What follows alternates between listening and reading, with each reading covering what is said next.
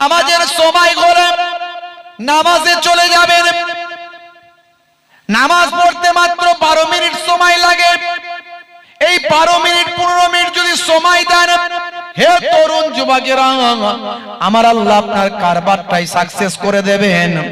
আমার আল্লাহ আপনার শিক্ষা চাকরিতে সাকসেস করে দেবেন, আপনার ইনকামে সাকসেস করবেন, আপনার ব্যবসা বাণিজ্যে সাকসেস করবেন, আপনাকে সমাজের বুকে সম্মানের ব্যক্তিতে পরিণত করবেন। আল্লাহর কাছে যে দোয়া চাইবেন নামাজের ওসিলায় আমার আল্লাহ কবুল করে নেবেন। মান আকামাহা ফাকাদ আকামাদ্দিন, যে নামাজকে কায়েম করল সে দ্বীনকে কায়েম করল। ওমান তারাকাহা ফাকাদ হাদামাদ্দিন, যে নামাজকে ত্যাগ করে দিল সে আল্লাহর দ্বীনকে ধ্বংস করল। হে মুসলমানের ছেলে, তুমি যদি নামাজ ছেড়ে দাও পরক্ষণে তুমি কিন্তু আল্লাহর দ্বীনকে ধ্বংস করছো। নামাজ তোমাকে ভালো কাজের দিকে ধাবিত করবে। ওয়াক্ত যে হলো ওযু করো মসজিদে চলো, ওয়াক্ত যে হলো ওযু করো মসজিদে চলো, খোদার হুকুম পালন করো নামাজটা পড়ো। ওয়াক্ত যে হলো ওযু করো মসজিদে চলো, দিন রাতে 5 ওয়াক্ত নামাজ পড়লে পাবে ভাই জান্নাত।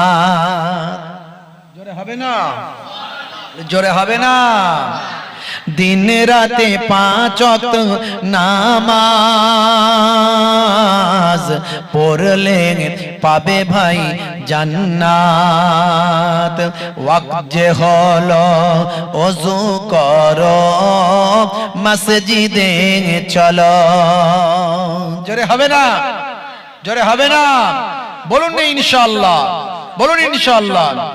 ফজরের সময় হলে মসজিদে যাও তুমি চলে, ফজরের সময় হলে মসজিদে যাও তুমি চলে, থেকো না বিছানায় শুয়ে, খোদা দেন রহমত ঢেলে।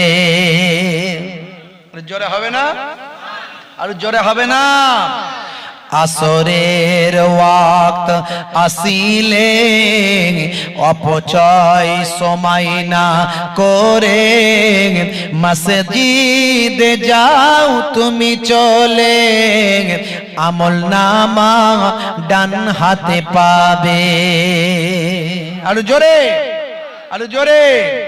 মাগরিবের ওয়াক্ত আসিলে মসজিদে যাও তুমি চলে, কবরের আযাব থেকে মুক্তি প্রভু দেবে। ওয়াক্ত যে হলো ওযু করো মসজিদে চলো, খোদার হুকুম পালন করো নামাজটা পড়ো। ওয়াক্ত যে হলো ওযু করো মসজিদে চলো, দিন রাতে 5 ওয়াক্ত নামাজ পড়লে পাবে ভাই জান্নাত। জোরে হবে না? আর জোরে হবে না? ভাইরা আমার, তরুণ যুবকেরা আমার, শুধু নামাজের কথা এখানে বললাম তা নয়, নামাজের সঙ্গে সঙ্গে যত আমলগুলো আছে, ইবাদতগুলো আছে আমাদের সব করতে হবে। কিন্তু নামাজ হলো সবচেয়ে বড় ইবাদত। নামাজ সামনে আপনার চলে এলে অটোমেটিক সবগুলো চলে যাবে। তাই আল্লাহ কোরআন মাজিদ বলেছেন, কোরআন মাজিদে আল্লাহ বলছেন ইন্নাস সালাতা তানহা আনিল ফাহশাই ওয়াল মুনকার, নিশ্চয় নামাজ তোমাকে অশ্লীলতা অন্যায় থেকে দূরে সরিয়ে দেবে। বুঝতে পারছেন ভাইরা আমার, তরুণ যুবকেরা আমার, মুরব্বিয়ানেরা আমার, আখেরি জামানা, অনেক ঘাত প্রতিঘাত আমাদের উপর দিয়ে যাবে। ফেসবুকে একটা ছবি ভাইরাল হয়েছে, দেখবেন দাড়িওয়ালা টুপিওয়ালা একজন ব্যক্তি এই ঝড়েতে দেখাচ্ছে তার দাড়িটা উড়ে চলে যাচ্ছে, বুঝতে পারছেন? সামনে একটা মদের বোতল দিয়ে দিয়েছে। হ্যাঁ, পরবর্তীতে দেখা যাচ্ছে, আমরা সব প্রতিবাদ করেছিলাম, পরবর্তীতে দেখা যাচ্ছে বলছে ওটা হলো ফেক আইডি, ফেক। তো ফেক আইডি এতদিন কোথায় ছিল? সব তো তোমারই পোস্ট সেখানে, তুমি বলনি কেন কিছু? কথা ঠিক না? যাই হোক, তো এইরকম চক্রান্ত চলছে। নামাজি দাড়িওয়ালা মানুষদেরকে খারাপ প্রতিপন্ন করার জন্য চক্রান্ত চালিয়ে যাচ্ছে। কেউ আমাদের আপন নয়, বুঝতে পারছেন? তো কি করতে হবে? আমাদেরকে শিক্ষিত হতে হবে, এডুকেটেড হতে হবে। এডুকেটেড হলে, আমরা শিক্ষিত হলে অন্যায়ের বিরুদ্ধে আমরা লড়াই করতে পারবো সাংবিধানিক শক্তি নিয়ে, গণতান্ত্রিক শক্তি নিয়ে।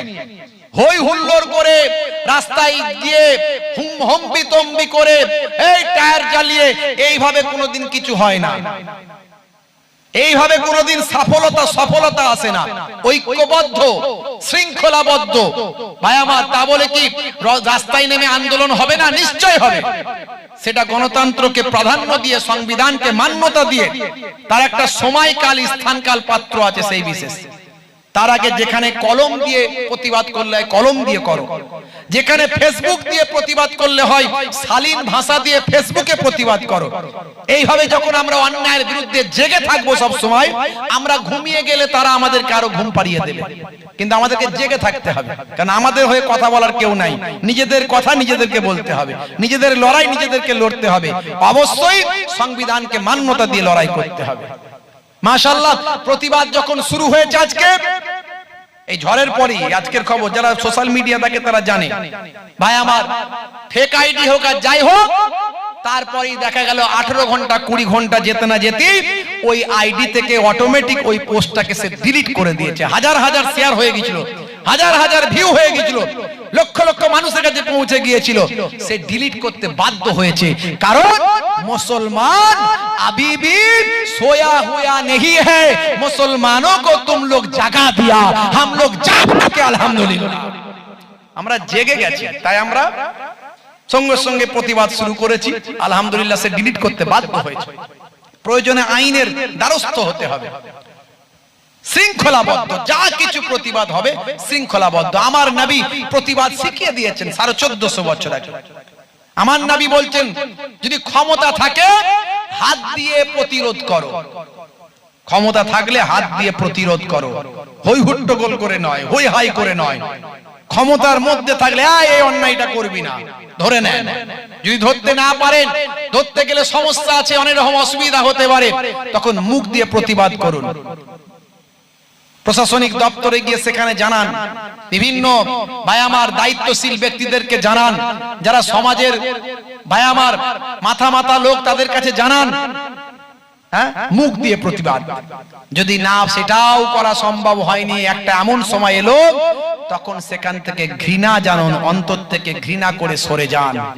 প্রতিবাদের মাধ্যম আমার নবী শিখিয়ে দিয়েছে।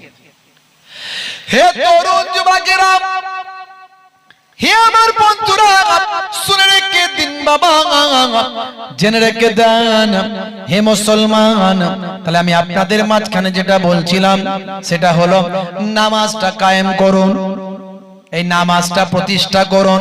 দেখবেন আপনার মধ্যে শালীনতা আসবে, ভদ্রতা আসবে, নম্রতা আসবে, বিনয় আসবে, আপনার আখলাক চরিত্র উন্নত হবে, আপনার মধ্যে মানবিকতা মনুষ্যত্ব বোধ আসবে, অন্যায় থেকে আপনি সরে যাবেন।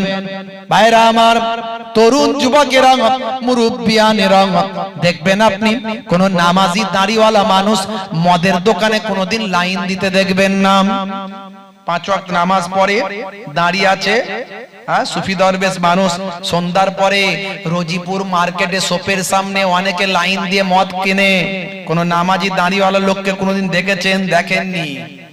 কেউ সাজিয়ে চক্রান্ত করে পাঠাতে পারে। এখন সব সাজানো জিনিস হচ্ছে, বুঝতে পারছেন? এই যে ফেক আইডি, ওই ফেক সাজিয়ে দিচ্ছে একটাকে, দেখা গেল সেটা মুসলমানই নয়, সে নামাজই পড়ে না, তাকে দাড়িওয়ালা টুপিওয়ালা সাজিয়ে একটা করে দিল। এগুলো করছে, ভাইরা আমার, সমাজের বুকে এক শ্রেণীর সাম্প্রদায়িকতাকে কাজে লাগিয়ে ভোটের রাজনীতি করছে কিছু মানুষ। তাদের থেকে দূরে থাকতে হবে, সাবধান থাকতে হবে, সচেতন থাকতে হবে, চোখ কান খোলা রাখতে হবে। হুই কথাতি হই হুল্লোড় করলে হবে না। তারা ফাঁদ পেতে রাখে, সেই ফাঁদে পা দিলে হবে না। তারা চক্রান্ত তৈরি করার চেষ্টা করে। আমাদেরকে সমাজের শিক্ষিত মানুষদের কথা মেনে চলতে হবে, নেতৃত্ব স্থানীয় ব্যক্তিদের মান্যতা দিতে হবে। হে তরুণ যুবকেরা, মুরব্বিয়ানেরা, বন্ধুরা, এর জন্য প্রত্যেককে শিক্ষিত হতে হবে, এডুকেটেড হতে হবে। ভাইরা আমার, তার সঙ্গে সঙ্গে আপনাকে আমাকে যেমন বাস্তব শিক্ষা, দুনিয়াবি শিক্ষা, মডার্ন এডুকেশন, এর সঙ্গে সঙ্গে নীতি নৈতিকতার শিক্ষা। এই নীতি নৈতিকতার শিক্ষা কোরআনে আছে, হাদিসে আছে, ভাই আমার ইসলামের মধ্যে আছে। এবার একটু ছোটবেলায় বাচ্চাদেরকে তাই ইমাম সাহেবের কাছে পাঠাতে হবে, মাদ্রাসায় পাঠাতে হবে। ছোট্টবেলায় বাপের সম্মানের কথা জানবে, মায়ের সম্মানের কথা জানবে। বুঝতে পারছেন?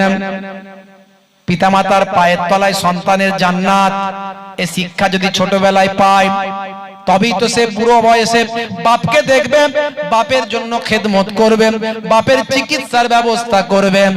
আর যদি বাপকে মনে করেন যে আমার বাপ বুড়ো হয়ে গেছে, আজ কোনো কাজের নয়, এটা আমার জন্য বোঝা, তখন ছেলে চিন্তা করবে কবে বাপ বিদায় নেবে, বাপ যাবে, ঘরটা খালি হবে। কথা ঠিক না ভুল?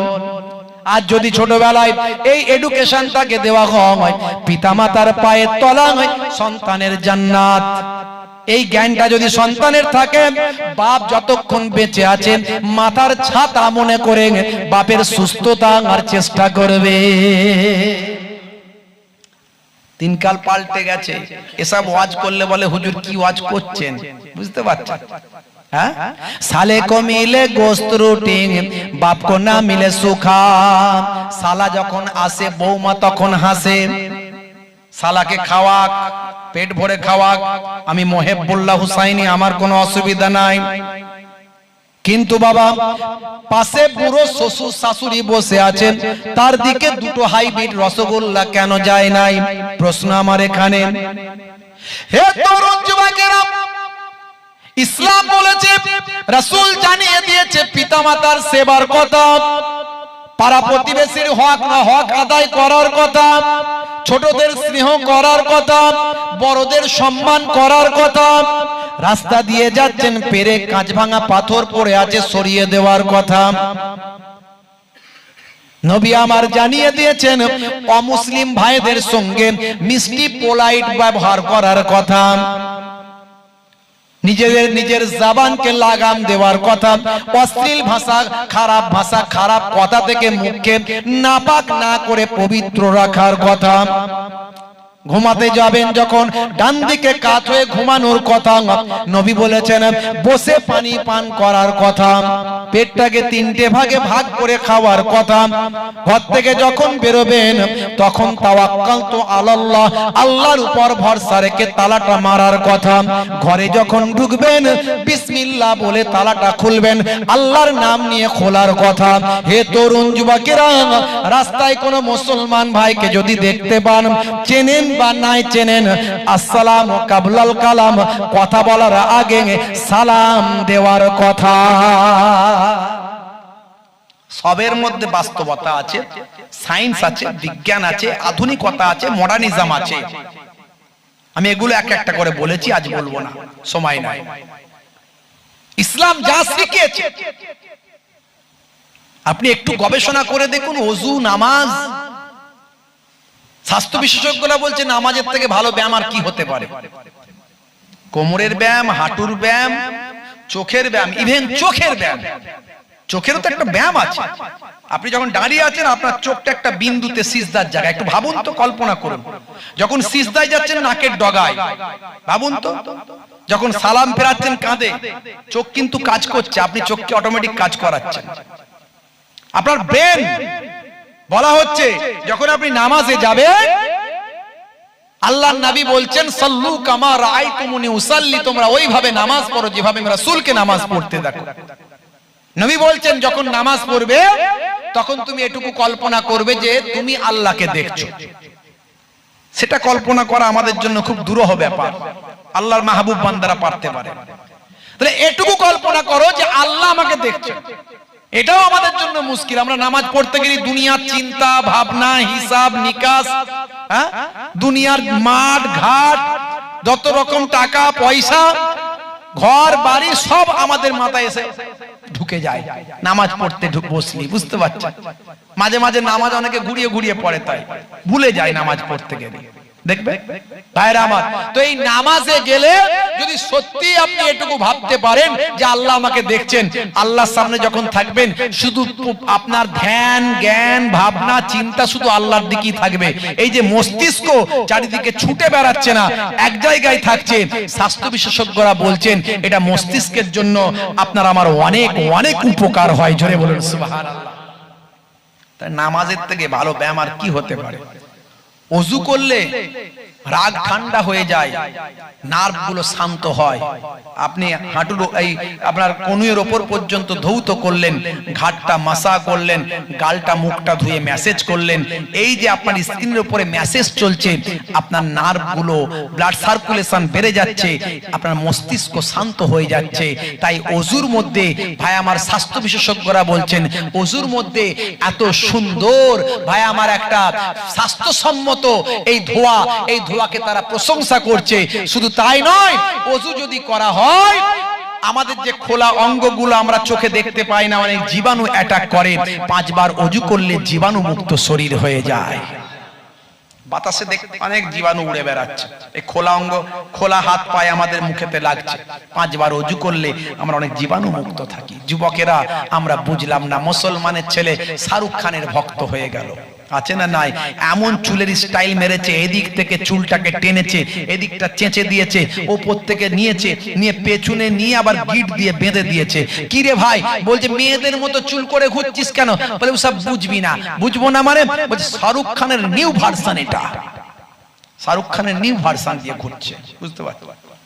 হ্যাঁ ভাইরা আবার, নবীর শিষ্য যদি হতে পারতাম, কেসিয়াস কেলে টাইসন হ্যানুম্যান Gary Miller Jennifer Michael Jackson ইলিমা দিমাত্রিয়াঙ্কো mister Dew Davis mister Bale Hashim Amla Junaid Jamshed Moin Ali Khan mister Asif Khan Rocky, পৃথিবী বিখ্যাত বিখ্যাত ব্যক্তিগুলো আজকে তারা বুঝে গেছে ওই কোন নায়ক গায়ক খেলোয়াড় প্লেয়ারের শিষ্য হয়ে লাভ নাই, তাদের পপুলারিটি বিরাট। তারা দেখলো আমাদের থেকে যার বেশি পপুলারিটি আছে তিনি হলেন আখিরি জামানার পয়গম্বর, সেই নবীর তুলনা হয়নি আর হবে না, আজ থেকে সেই নবীর শিষ্যত্ব গ্রহণ করে নিলাম। হাসিম আমলা গাল ভর্তি দাড়ি নিয়ে 5 ওয়াক্ত নামাজ পড়ে, সারা বিশ্বের মানুষের কাছে প্রমোট করে, ইসলামের প্রচার করে। দেখো হে যুবকেরা, তোমার দাড়ি রাখতে লজ্জা লাগে, নামাজ তুমি পড়ো না?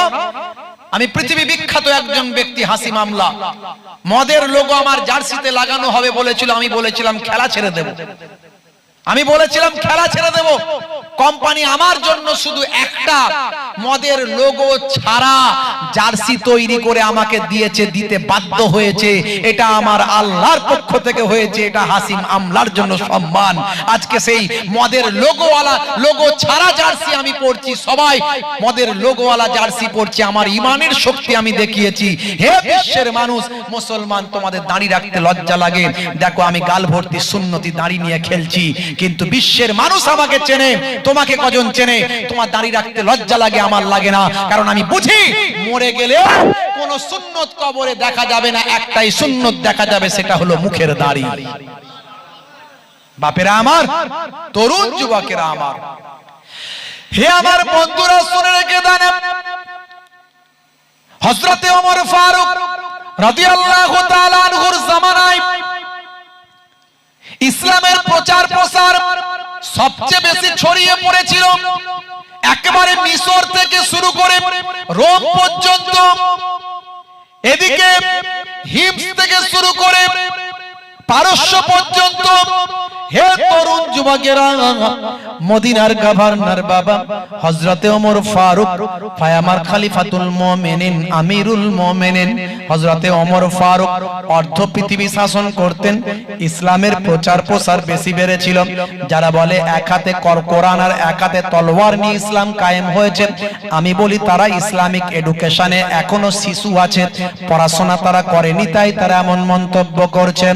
সলেমান খানের সর্বনাশ, হাতে ব্রেসলেট পরে ঘুরে বেড়াচ্ছে, কেন এইসব চেন পেন পড়ছিস রে হুজুর? এটা একটা স্টাইল, স্টাইল আমাকে বলতে হবে না, আমি সব শুনে শুনে সব শিখে ফেলেছি তোদের কাছ থেকে। সলেমান খানের স্টাইল দিচ্ছিস তাই তো? বলে হ্যাঁ হুজুর, হ্যাঁ মরলে সলেমান খানের সঙ্গে উঠবি। আবু দাউদ শরীফের হাদিস, মান তাশাব্বাহা বিকাউমিন ফাহুয়া মিনহুম, দুনিয়াতে যে যার ভক্ত থাকবে তার সঙ্গে তার হাসর হবে।